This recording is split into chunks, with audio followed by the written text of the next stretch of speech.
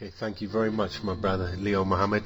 And if you desire to find out more and explore more on the dietary teachings of the Most Honourable Elijah Muhammad, you can log on to thefinalcall.com, go to the store, and you can purchase 2 books by the Most Honourable Elijah Muhammad: How to Eat to Live, Book 1 and Book 2. Now, I want us to move on to global affairs. And the first in my question is, what is your opinion of the first black American president, Barack Hussein Obama? And do you believe that he has been a good president for black people? Well, that's a very good question, my brother. And the Honourable Minister Louis Farrakhan, I believe, has really given us our best guide in relation to this individual, Barack Obama, and what he actually means to us as a people, be it in North America or on a global scale in terms of black people. And certainly, you know, the Honourable Minister Louis Farrakhan has pointed out to us, as he did with the aspiration also of Brother Jesse Jackson, when he decided that he wanted to run for the office of president, that just in Jesse Jackson's running, that he raised the aspirations of black children all over America and black people all over America. And the same can be said for Barack Obama, just for having the desire and the audacity. I think one of his books he wrote is called The Audacity of Hope. Just for having the audacity, the audaciousness to determine that he wants to be the president, not just over black people, but over white people, and to sit in that office as the ruler, the modern day Pharaoh, to be precise, sufficiently inspires our people to say, if a black man can aspire to do that, that in and of itself is something that would give our people tremendous hope, that we don't no longer have to confine ourselves to a particular thinking, within a particular frame, within a particular box, but that ceiling, you know, to use that glass ceiling language or terminology, that glass has now been totally shattered. The idea that a black man could aspire to such an office, and not just a black man who may have a white wife and be compromised in that way, but a black man with a black wife and black children, in specifics, black daughters. And so in that way, certainly, brother, I would have to conclude that he has done a tremendous job, just in terms of what that does to inspire a particular thinking within our people. However, it is a mistake, brother, and the Honourable Louis Farrakhan again pointed this out to us. It would be a mistake if we thought of him as a president for black people, because he certainly is not that. He is the president of the United States of America, which means that he is hired by those who have hired him to represent that office and the totality of those people who are within the borders of the United States of America. And so we can't look at him as a representative of black people. And if you were to talk to most black people in America today, I think they will tell you that from their perspective. I don't live there, and so I can only observe from afar and read what I read and listen to what I hear. But most black people, I believe, are very dissatisfied with what he has done for them thus far whilst he's been in office, because in truth, very little has been done, very little has been targeted towards black people in relation to trying to improve the standard of living or the growth and development of black people as an entity within the United States of America since Mr. Obama has become the president. We know, because it's been global news, that he has attempted to change the healthcare reality in that country in order to facilitate better healthcare for poor, disenfranchised, black, Hispanic, and even poor white people, and to bring about a universal health care so that everyone can get health care as opposed to having to be very well-to-do in order to achieve that. Yet we know that mostly the Republicans have opposed Mr. Obama's health care legislation, and even though I believe he managed to pass it through the various houses of Congress and into legislation, into law, they're constantly fighting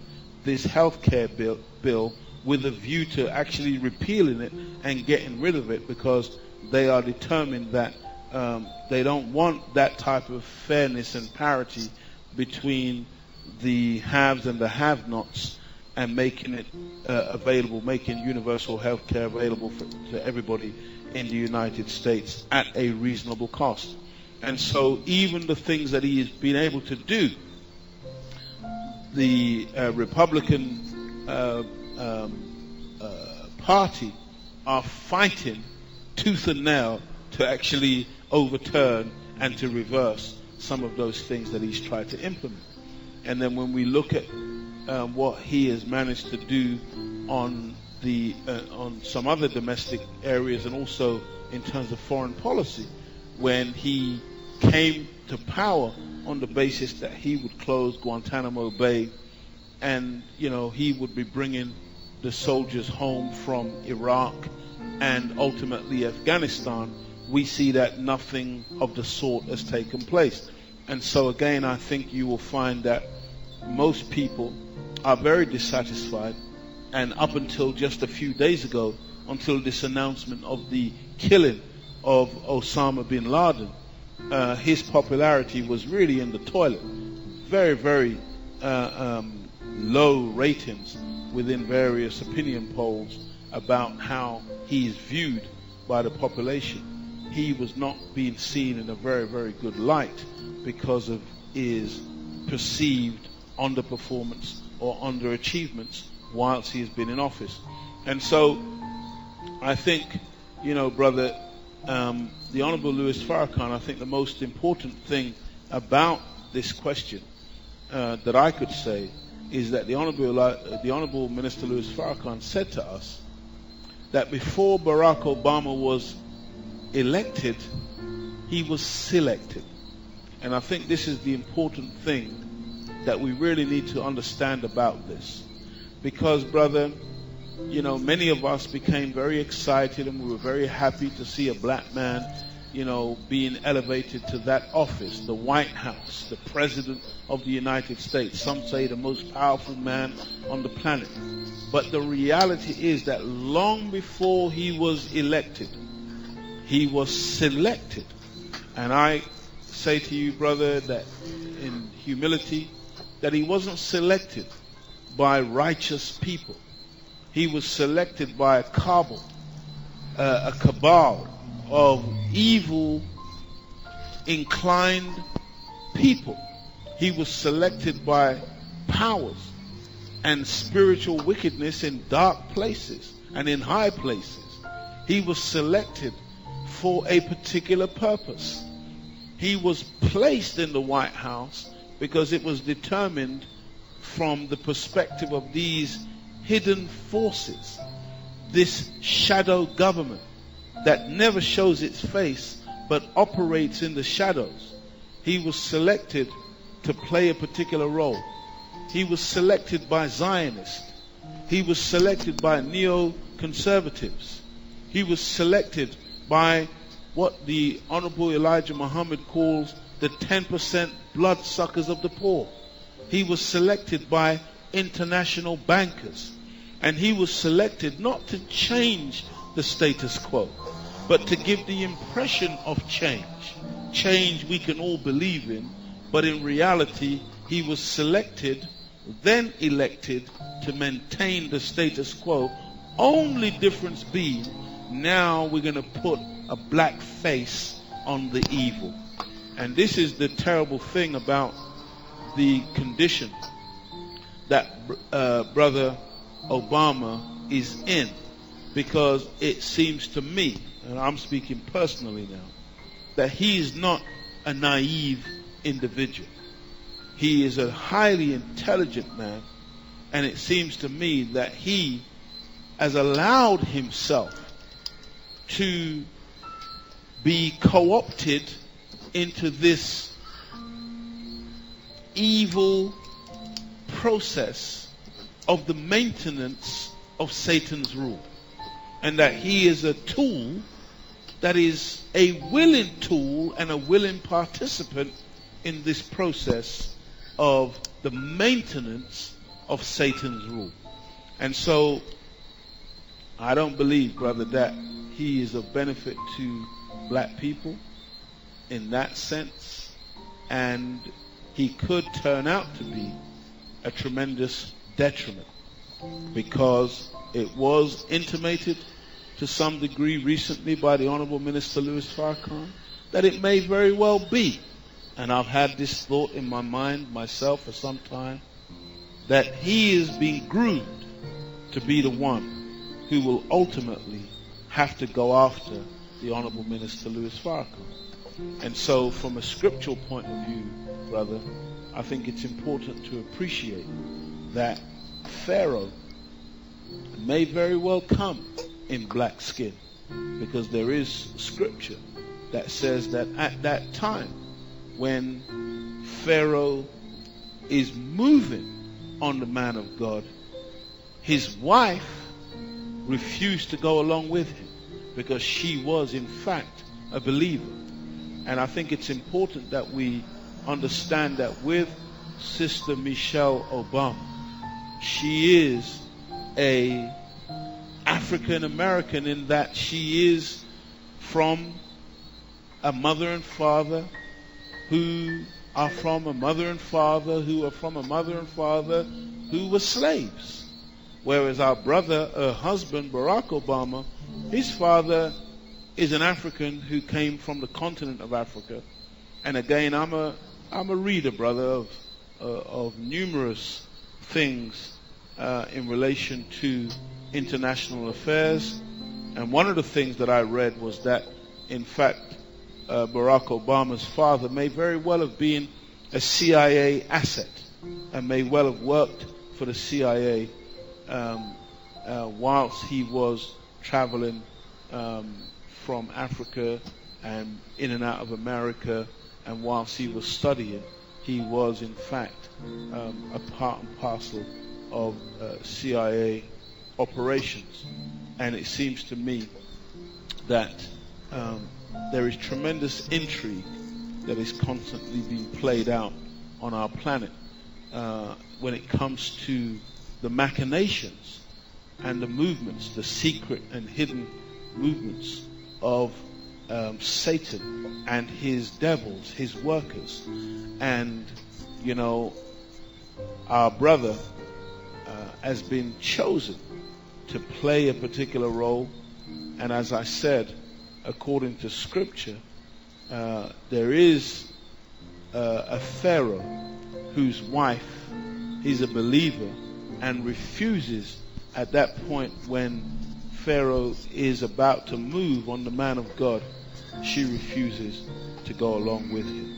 And I wonder, in looking at this situation and looking at Barack Obama and his beautiful wife, and I wonder if that sister, knowing what she knows and having experienced America in the way in which she's experienced America, not as somebody coming in with any outside influence like Barack, but as a born and bred black American, to use that terminology, one who is the daughter of slaves and coming out of that experience, whether she would be inclined to go along with any of that evil that is being planned by the American government against the Honourable Minister Louis Farrakhan and the Nation of Islam.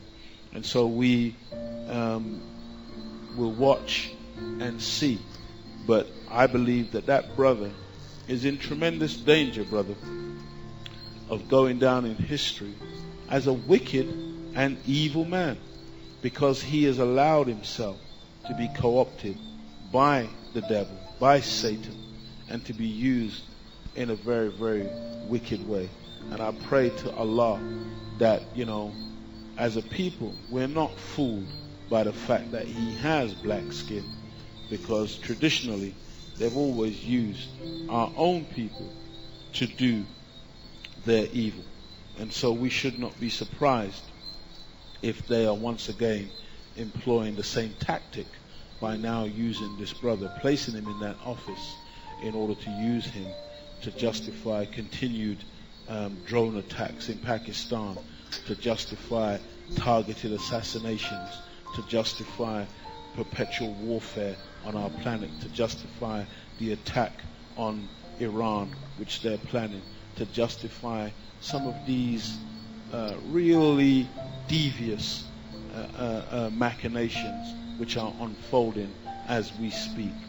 And so Barack Obama is yet again, in my opinion, a tremendous disappointment to our people, because where we had such tremendous hope when we saw this black man come into office, where we really thought that we were going to see change, I say that we have not seen any change.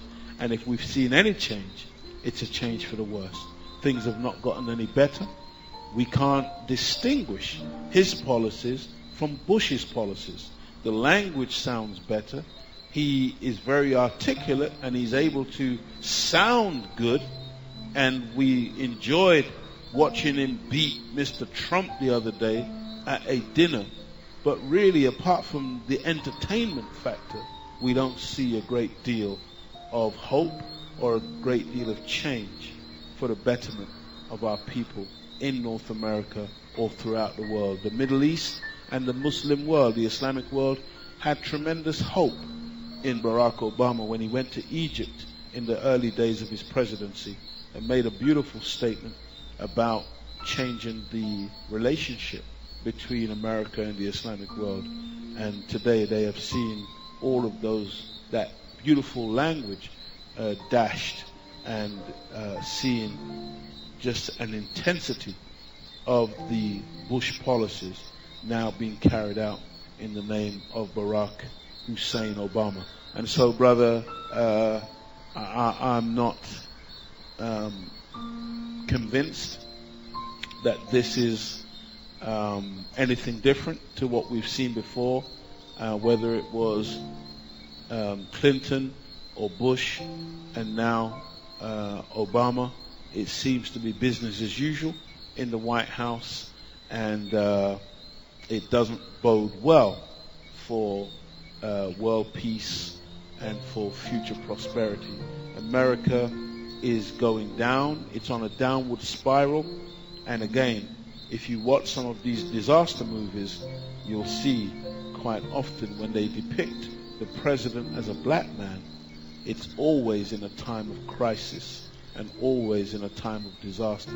And it seems to me that they're getting ready to put the blame on the black man as being the cause of America's demise. That's what I think is really going on. And you are listening to Brother Elijah Muhammad of the Nation of Islam.